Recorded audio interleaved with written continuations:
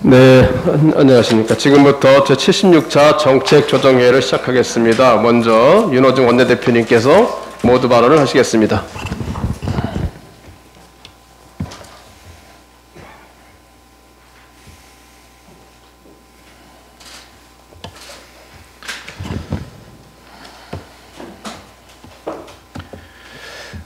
네, 말씀드리겠습니다. 이번 설 명절은 민심을 보다 가까이 경청할 수 있는 귀중한 시간이었습니다. 많은 분들께서 요즘 힘들다는 말씀을 하셨습니다. 송구한 마음이었습니다.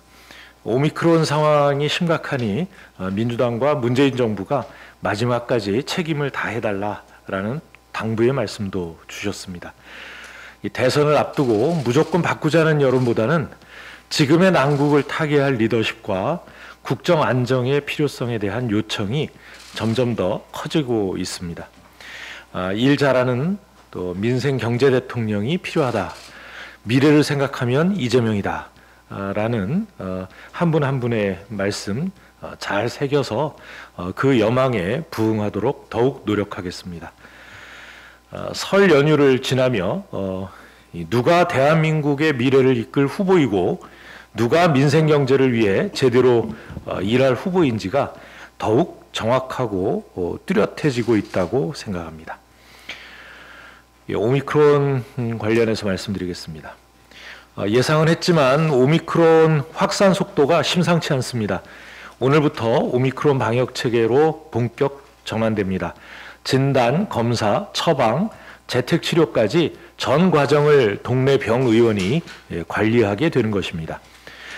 저희 당은 지난주 정부, 지자체와 점검회의, 또 점검회의를 했고 의사협회와 간담회를 여는 등 시행착오 없는 전환을 위해 현장 상황을 미리 살폈습니다. 현재 상황으로는 2월 말 3월 초에 10만 명 이상의 확진자가 발생할 수 있습니다. 현장 소통을 더욱 강화해 새 방역 체계에 국민 불편이 없도록 역량을 총집중하겠습니다. 개학이 다가오는 만큼 정부에 특별히 각별히 요청드립니다. 초중교 학교 현장에 이동형 현장 PCR 검사소를 신속히 도입해 주시기 바랍니다. 타 연령대에 비해 백신 접종률이 낮은 만큼 대규모 감염이 우려됩니다. 학교를 시작으로 현장 이동형 PCR 검사소를 확충해서 지역사회에서도 집단적인 유증상자 발생 시 또는 확진자 발생 시 신속히 PCR 검사를 실시할 수 있도록 적극적인 방안을 마련해 주시기 바랍니다. 오미크론 확산에 가장 어려운 것은 역시 소상공인 자영업자분들입니다. 최소 35조 원의 추경을 통해 충분하고 두터운 재정 지원을 하겠습니다. 이번 추경에서 가장 중요한 것은 속도입니다. 공식 선거운동 시작일인 2월 15일 이전에는 반드시 처리해서 즉시 지급할 수 있도록 하겠습니다. 손실보상 피해 인정률 100% 상향도 신속히 검토해서 방역정책으로 인한 손실을 전부 보상받을 수 있도록 하겠습니다. 국민의 고통을 덜어드리는 일에 저희 당은 야당과 초당적 협력을 해나가겠습니다. 다음은 윤석열 후보의 사드 관련 발언에 대해서입니다. 무식해서 용감하신 겁니까? 설 명절 기간에 윤석열 후보가 사드 추가 배치를 주장했습니다. 국익은 전혀 고려하지 않은 채 안보 심리를 자극해 표를 얻어보려는 윤석열 후보의 안보 포퓰리즘 행태가 충격 그 자체입니다. 사드는 고도 50km 이상의 고고도 미사일을 요격하는 방어 시스템입니다.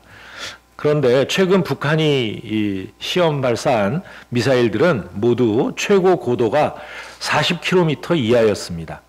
국방 전문가들은 사드는 저고도 미사일을 방어하는데 아무런 관련이 없다고 지적합니다. 윤석열 후보의 안보에 대한 단견을 드러내주고 있는 것입니다. 또 수도권을 보호하기 위해 사드를 배치한다고 했는데 사드의 사정거리는 200km입니다. 수도권 어디에 어떻게 배치할지 할 것인지 묻지 않을 수 없습니다. 우리는 이미 대한민국 모든 주민들이 배치 장소 선정에 반대하던 이 사드 정국을 경험한 바 있습니다. 윤 후보는 이것을 다시 재현하려고 하는 것입니까?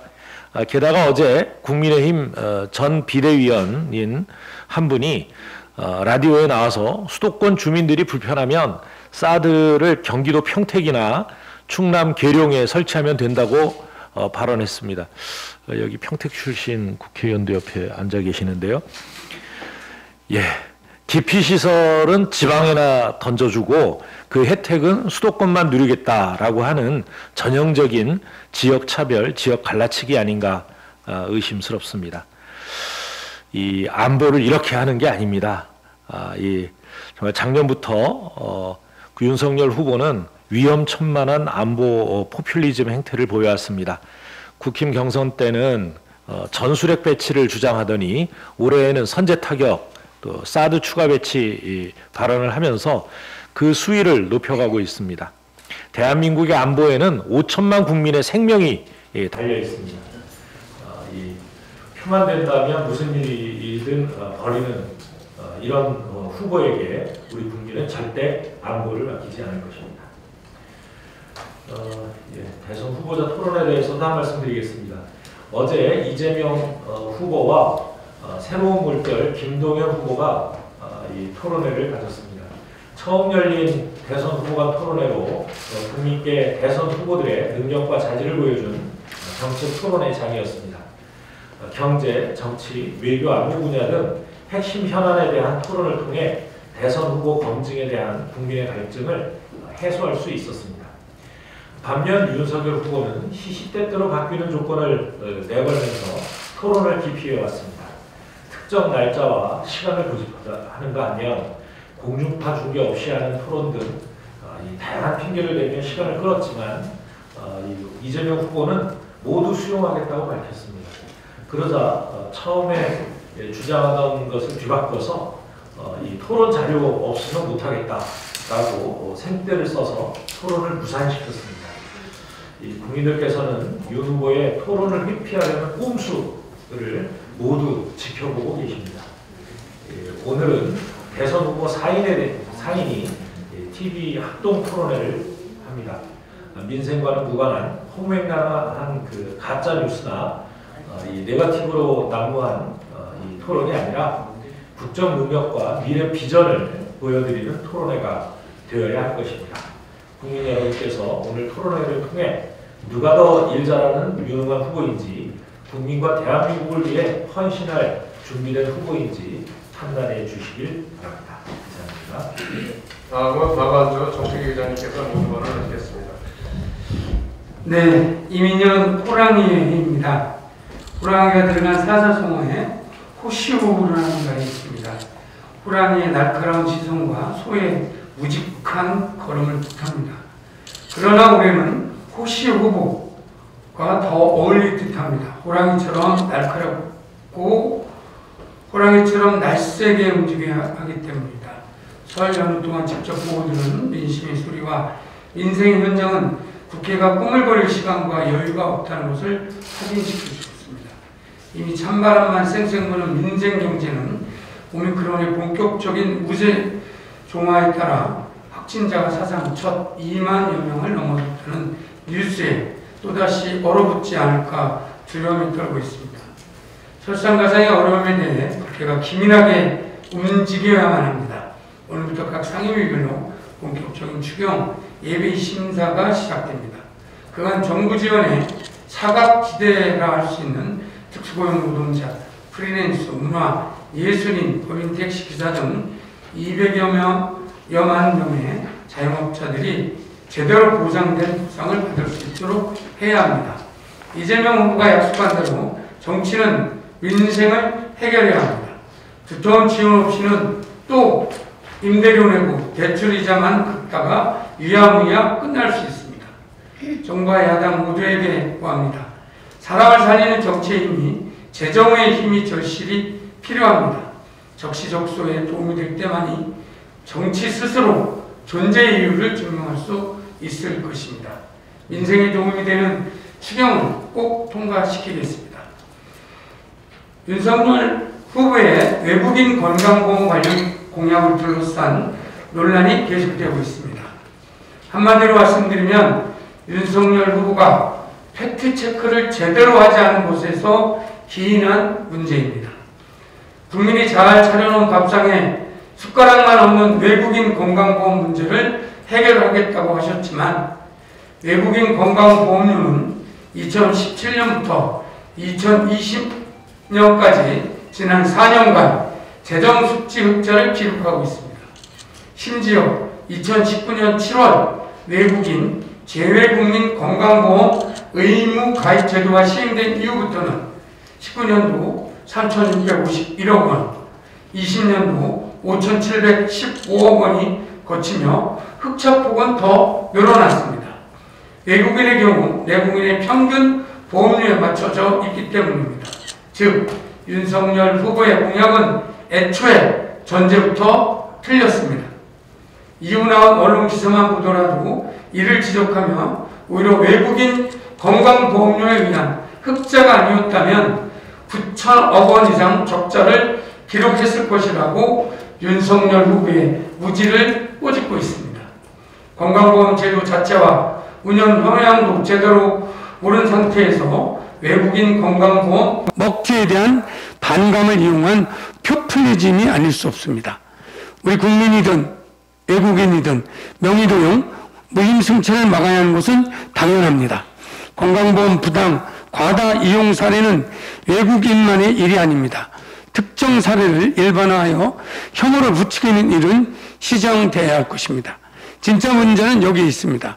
여가부 폐지, 사드 배치 등 윤석열 후보의 공약은 편을 가르고 혐오와 증오를 부추겨 갈등과 분열을 조장하는 곳에 기반하고 있습니다. 윤석열 후보의 국민의힘은 그렇게 취한 정치적 이득은 결코 오래가지 못할 뿐더러 국가 백년지대에 어떠한 도움도 되지 않는다는 것을 잊지 말기 바랍니다. 마지막으로 충청권 출신 정책의장으로서 사드 배치에 대해서도 한 말씀 드리겠습니다. 수도권 국민이 불편해하시니 평택이나 충남 지역의 사드 추가 배치를 고려한다. 국민의힘 윤석열 후보의 사드 추가 배치에 대한 김대섭 전 비대위원의 부연 설명입니다. 황당하기 짝이 없습니다. 국민의힘 윤석열 선대위가 이제 하다못해 거주 지역에 따른 국민차별, 국민 편가르기에 나서고 있습니다. 그들에게 국가 발전이란 수도권에만 해당하는 이야기이고 국민을 위해 지켜야 할 국가 안보도 수도권 주민에게만 한정된단 말입니까? 국민의힘에게 550만 충청인은 같은 국민이 아니란 말입니까?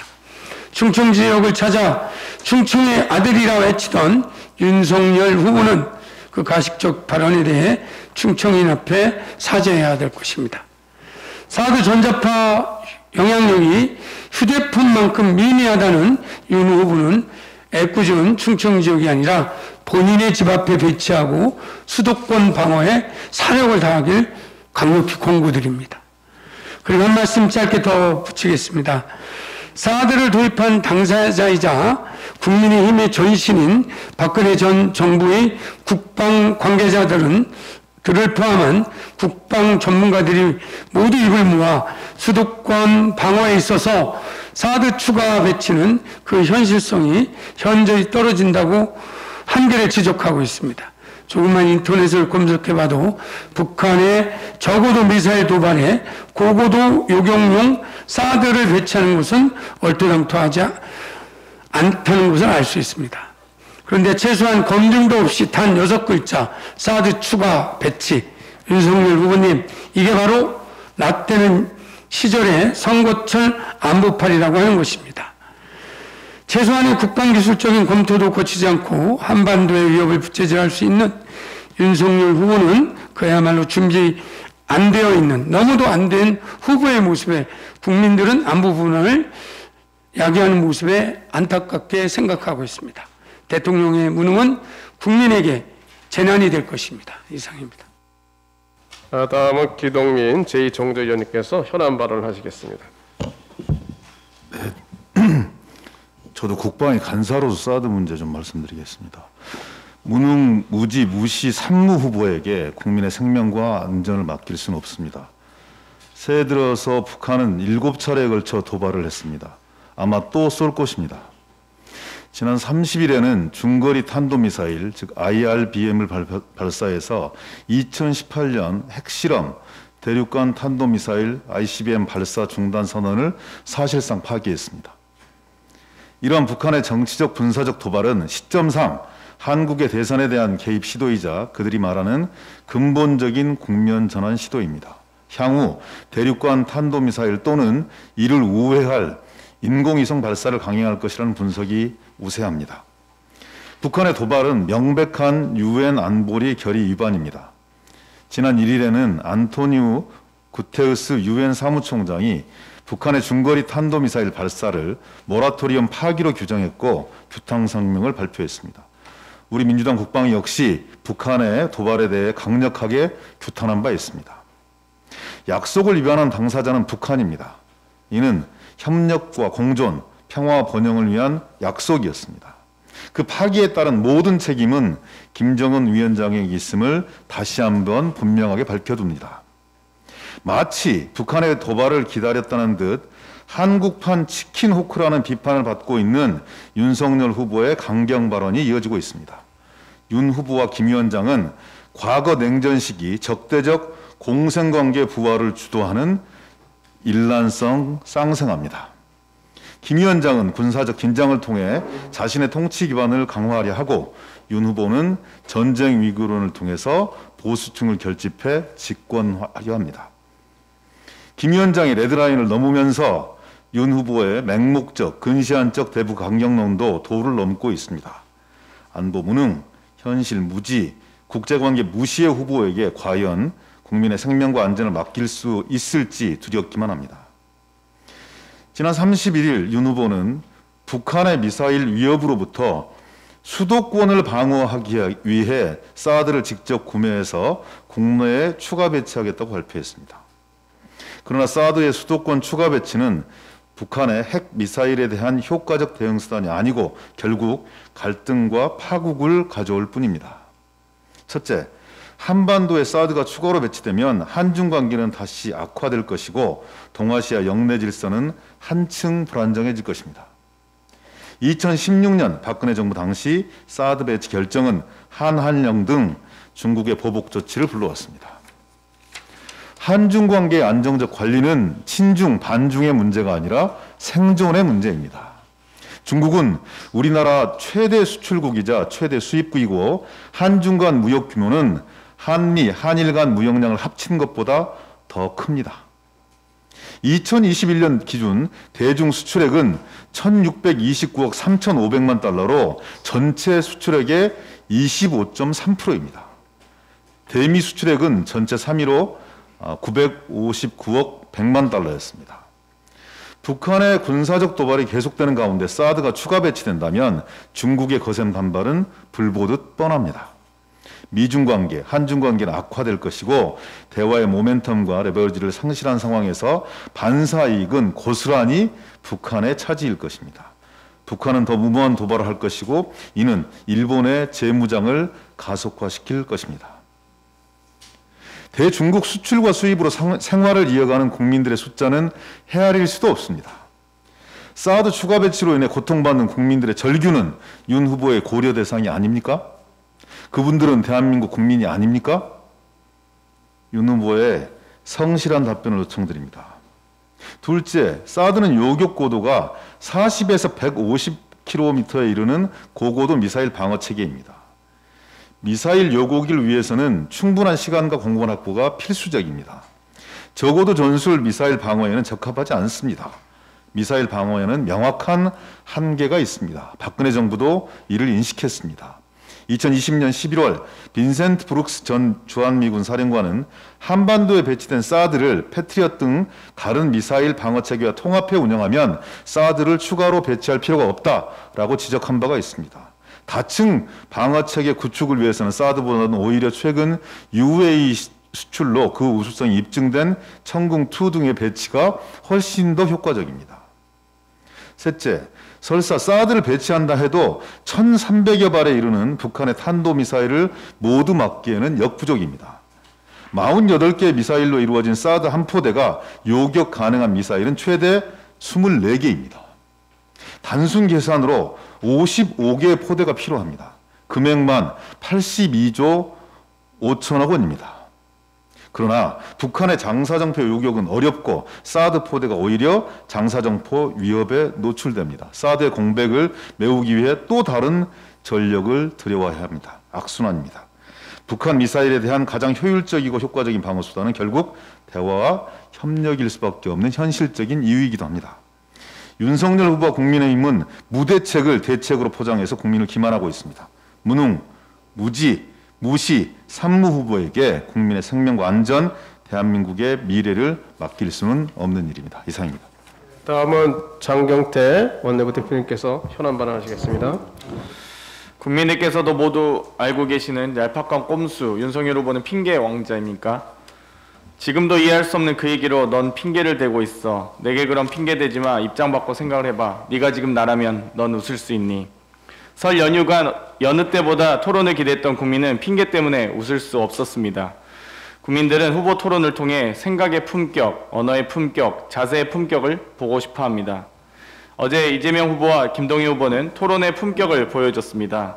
반면 윤석열 후보는 토론 거부로 대선의 품격을 떨어뜨렸습니다. 국민의힘은 민주당이 토론 장르의 자료 반입을 불허해 양자 토론이 무산되었다고 억지 주장, 가짜뉴스로 일관하고 있습니다. 윤석열 후보는 당초 27일 토론 개최를 31일로 미루자고 주장하며 법원에서 사자 토론이 되어야 한다고 판단한 것 또한 양자 토론으로 개최하자고 요구하였습니다. 공중파 중계도 없애야 하고 토론 시작 시간은 오후 7시여야 하며 자료와 주제 제한 없이 하자고 먼저 주장했다가 이 모두를 이재명 후보가 모두 수락하자 자료 없이 토론회 하는 것은 토론을 두려워하는 것이라며 특유의 윤체이탈 화법으로 토론을 무산시켰습니다. 2012년 대선 당시 새누리당 박근혜 후보는 토론에서 낱장 자료 이외의 노트북, 도표, 차트 및 기타 보조자료 지참 금지라는 선관위의 토론 규칙을 위반하고 가죽 케이스 형태의 가방에 들어있는 아이패드를 들고 입장하여 이른바 커닝 토론을 했다는 의혹을 산 적이 있습니다. 대선 후보로서 토론을 회피하는 윤석열 후보의 모습에서 2012년 대선 당시 토론으로 수첩공주라는 불명예를 얻었던 박근혜 대선 후보의 모습이 데자뷰 되는 것은 분명 저뿐만은 아닐 것입니다. 날짜 핑계, 양자 핑계, 자료 핑계, 중계 핑계, 법원 핑계까지 어떤 핑계든 들어 토론하지 않겠다는 것이 윤 후보와 국민의힘의 진짜 속마음이었을 것입니다. 이제는 대한민국 국민 모두가 핑계 왕자의 모습에서 수첩공주를 봅니다. 윤 후보와 국민의힘의 얄팍한 꼼수, 저열한 속마음을 꿰뚫어보고 계십니다. 국민의 생각이 틀린 것이라면 윤 후보와 국민의힘은 사자 토론이 개최된 오늘 저녁 이후 당장이라도 당초 협의했던 내용 그대로 수락하십시오. 못하겠으면 못한다고 하고 얄팍한 꼼수로 핑계대지 마십시오. 국민께서 웃을 수 있는 품격 있는 토론을 기대합니다. 이상입니다. 네, 지금부터 회의를 비공개로 전환하겠습니다. 언론인 여러분들의 협조를 부탁드립니다.